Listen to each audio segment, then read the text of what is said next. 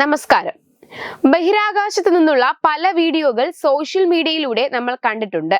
ഇപ്പോൾ ഏറെ ചർച്ചയാകുന്നതും ഇത്തരത്തിലുള്ള ഒരു വീഡിയോ തന്നെയാണ്. ഭൂമിയിൽ നിന്ന് വ്യത്യസ്തമാണ് ബഹിരാകാശത്തെ കാര്യമെന്ന് എല്ലാവർക്കും അറിയാം. 8 ദിവസത്തെ ദൗത്യത്തിനായി പുറപ്പെട്ട് മാസങ്ങളായി ബഹിരാകാശ നിലയത്തിൽ തുടരുകയാണ് നാസയുടെ ബഹിരാകാശ യാത്രികരായ Indian വംശജയായ Sunitha വില്യംസും Butch വിൽമോറും.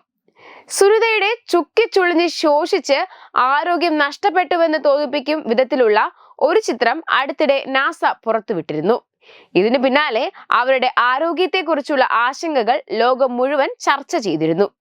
Sunitha Williams തന്നെ ആശങ്കകൾക്ക് സ്ഥാനമില്ലെന്ന് പറഞ്ഞ് രംഗത്ത് വന്നിരിക്കുകയാണ്.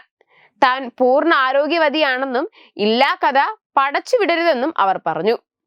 ശരീരത്തിലെ സ്രവങ്ങളിലും മറ്റ് ഫ്ലൂയിഡുകളിലുള്ള വ്യതിചലനമാണ് തന്റെ രൂപമാറ്റത്തിന് പിന്നിലെന്ന് അന്താരാഷ്ട്ര ബഹിരാകാശ നിലയത്തിൽ നിന്നുള്ള വീഡിയോയിൽ പറയുന്നു.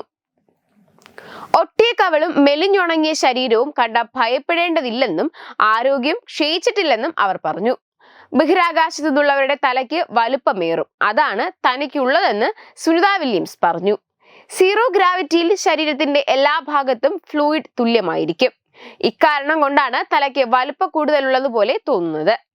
ഭാരമില്ലാത്ത അവസ്ഥയിൽ ശരീരത്തിന്റെ മുകൾ ഭാഗത്തേക്കുള്ള ദ്രാവകങ്ങളുടെ ഒഴുക്കും മർദ്ദവും കൂടും. ഇത് റെറ്റിനയുടെ വീക്കത്തിന് കാരണമാകുന്നു. ഇത് കാഴ്ചശക്തിയെ ബാധിക്കാൻ സാധ്യതയുണ്ട്. ഏകദേശം 15 മീറ്ററോളം ദൈർഘ്യമുള്ളതാണ് സുനിത വില്യംസിന്റെ വീഡിയോ. നാസയാണ് ഇത് പുറത്തുവിട്ടത്. ബോയിങ് സ്റ്റാർ ലൈനറിന്റെ ആദ്യ പരീക്ഷണ ദൗത്യത്തിന്റെ ഭാഗമായാണ് സുനിതയും ബുച്ച് വിൽമോറും ബഹിരാകാശത്തിലെത്തിയത്. പേടകത്തിൽ സാങ്കേതിക തകരാറുകൾ കണ്ടെത്തിയതോടെ ബഹിരാകാശ നിലയത്തിൽ തങ്ങുകയായിരുന്നു.